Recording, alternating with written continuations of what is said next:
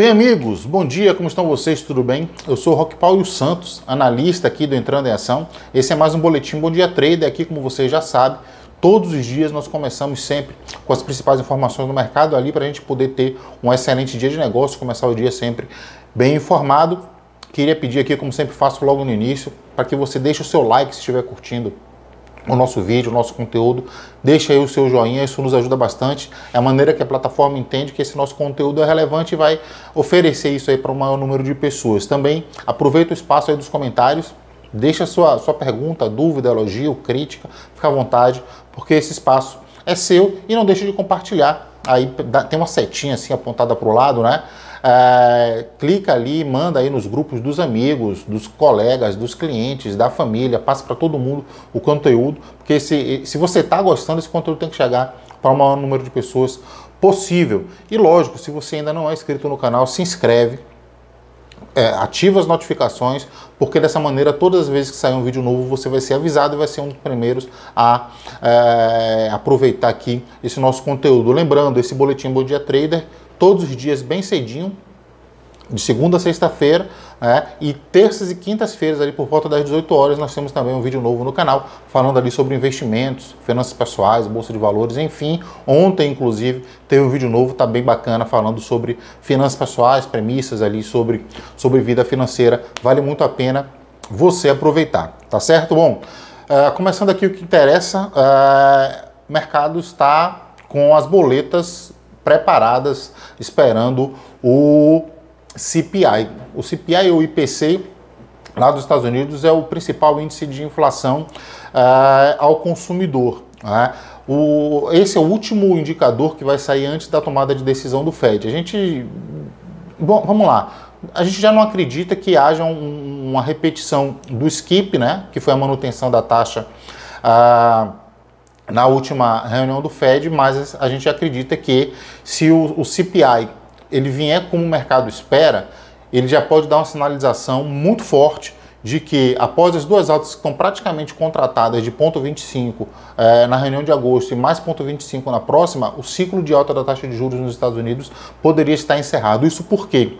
Porque o núcleo da inflação, o núcleo desse CPI, ele é esperado que ele caia. É uma ligeira queda em termos de números absolutos, que ele venha de 0,4 para 0,3. Se a gente olhar de um número para o outro, a gente está falando aí de uma queda de 25% de um momento para o outro, né? Mas se essa queda vier, mesmo com a expectativa de que essa inflação ela vem em linha, vem até na verdade um pouco mais alta, o último índice veio 0,1, a expectativa é que venha 0,3 no mês contra mês, no índice amplo, mas que quando a gente olha para o núcleo, se a gente tiver essa redução, isso vai ser muito importante e isso vai afetar positivamente os ativos de risco, porque eu já falei aqui diversas vezes, o núcleo da inflação, o núcleo das inflações é onde os bancos centrais estão centrados em observar, porque são os preços mais resilientes, né? É ali que ele tem dificuldade de, mexendo, por exemplo, em taxa de juros, que é o que ele consegue fazer,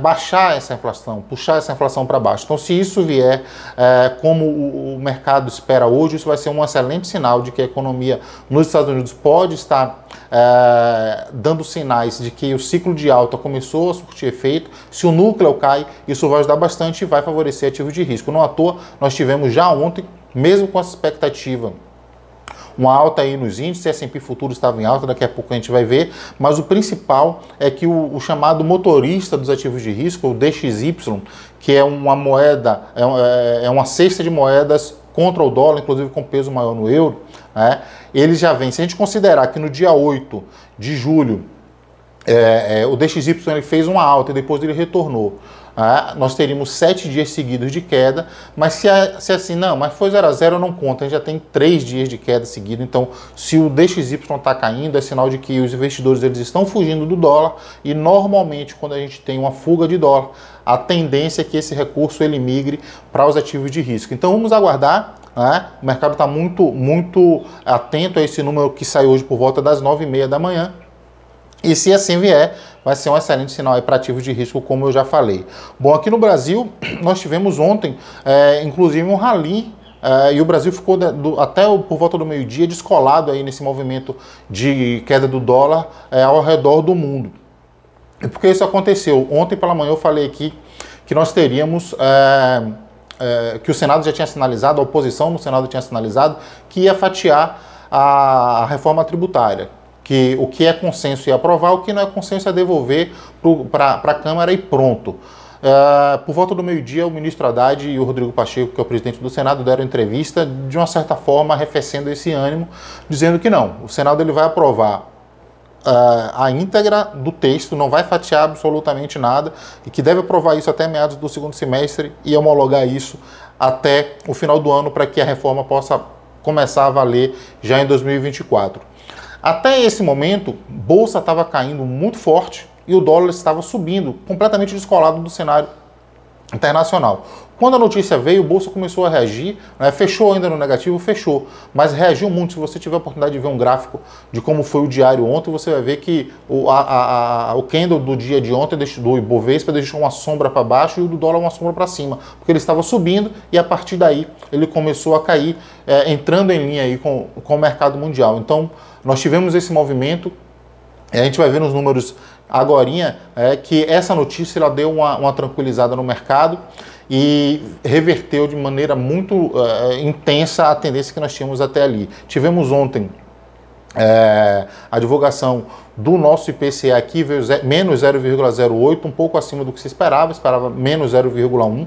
Isso, de uma certa forma, praticamente assegura aí o primeiro corte na taxa de juros na reunião do iníciozinho de agosto, agora do Copom, mas esse corte deve ficar de fato na casa do 0,25, não deve ser tão agressivo como algumas casas chegou a afirmar em 0,5. Lembrando que desde o início do ano eu já imaginava, já falava que esse corte viria a partir do mês de agosto. Vamos ver então como é que foi a sessão de ontem.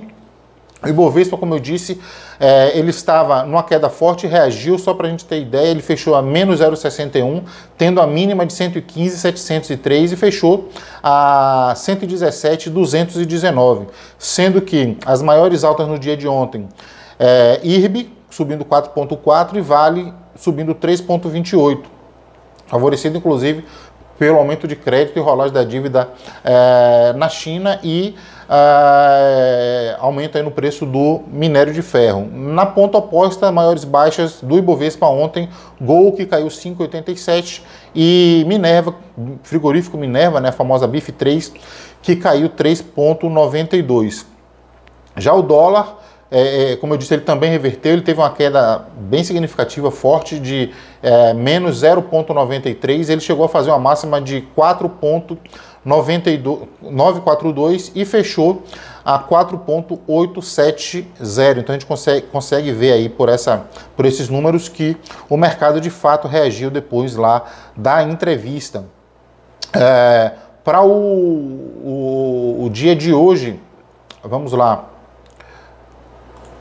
No nosso calendário, nós temos, como eu já falei, o índice de preços lá nos Estados Unidos, né, o CPI. Nós vamos ter essa divulgação agora por volta das 9h30 e vamos ter também ali por volta das 11 horas, 11h30, estoques de petróleo. Vamos aqui minério de ferro.